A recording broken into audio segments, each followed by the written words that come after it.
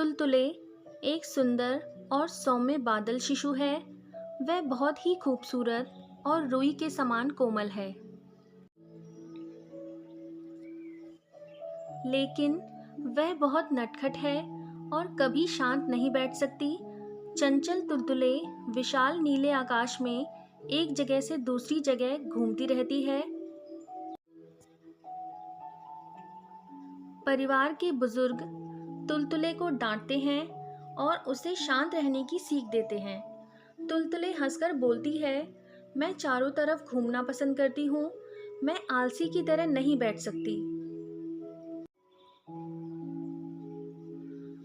तुलतुले ज्यादा उत्साह के साथ नाचती है। सुबह की कोमल रोशनी में वह नहाना पसंद करती है। दोपहर के वक्त वह सूरज की तेज रोशनी का सेवन करती है। रात में तुलतुले एक सुंदर रानी की तरह दिखती है। बिंदी की तरह उसके ललाट पर चमकता हुआ चांद और उसके शरीर के चारों ओर टिमटिमाते हुए तारे आभूषण की तरह चमकने लगते हैं। एक दिन तुलतुले अपने शरीर पर एक काला धब्बा पाती है। बुजुर्ग उसे चेतावनी देते हैं, तुलतुले, तुम हमारी कभी नहीं सुनती। अब तुम वर्षा बनकर गायब हो जाओगी। धीरे धीरे काला धब्बा बढ़ने लगता है। तुलतुले भयभीत है। वह रोना चाहती है क्योंकि धब्बा बढ़ता ही जा रहा है। वह उदास है। वह पहले की तरह स्वच्छ और सुंदर रहना चाहती है।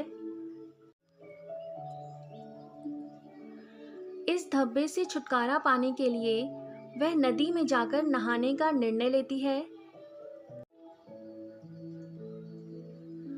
नदी की खोज में वह तेज रफ्तार से घूमना शुरू करती है।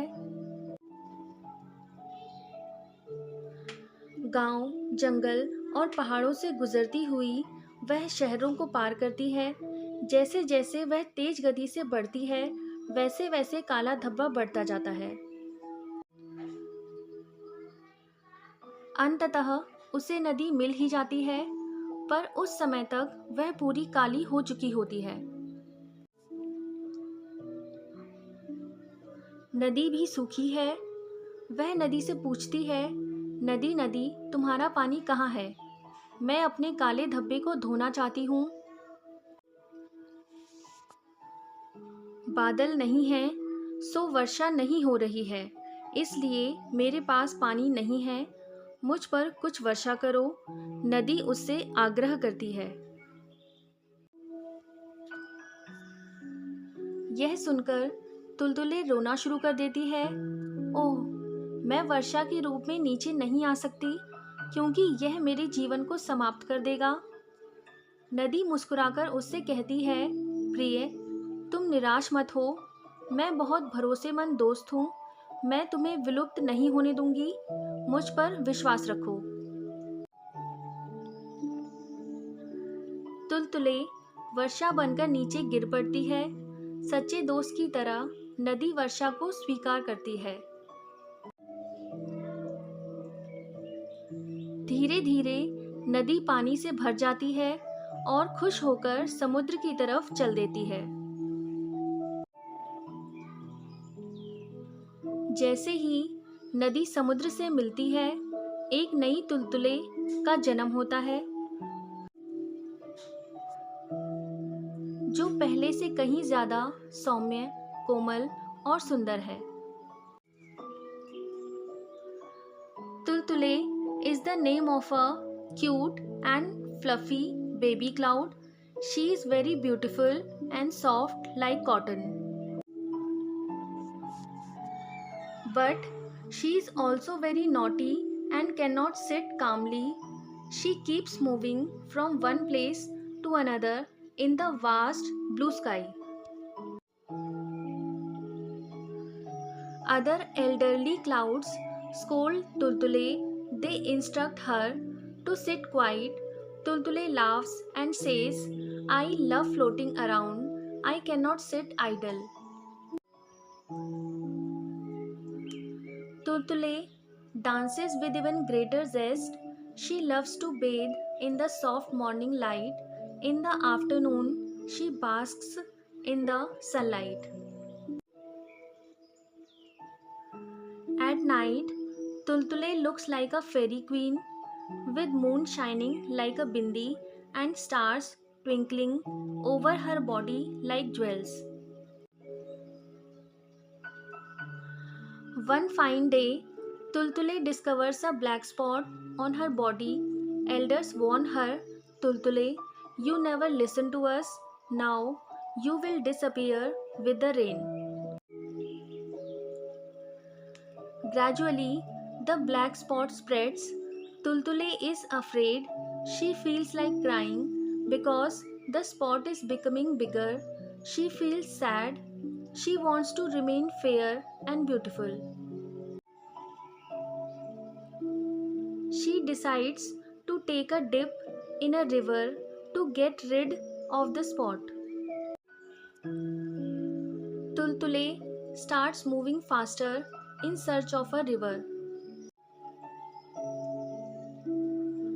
She crosses the city blocks, passing through villages, forests, and hills.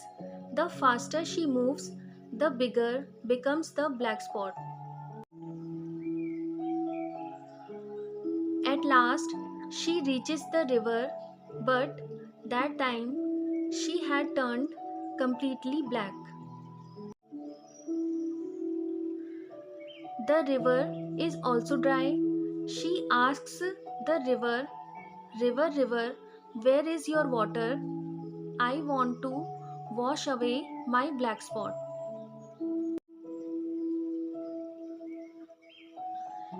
There is no cloud, no rain, so I have no water. Please shower some rain on me, pleads the river. Hearing this, Tultule starts crying. I cannot come down as rain because that will be the end of me. The river smiles and says, don't you worry, dear. I am the most reliable friend. I shall not let you disappear. Trust me. Tultule drops down as rain. Like a true friend, the river embraces the rain. Slowly, the river swells with water and happily moves towards the ocean.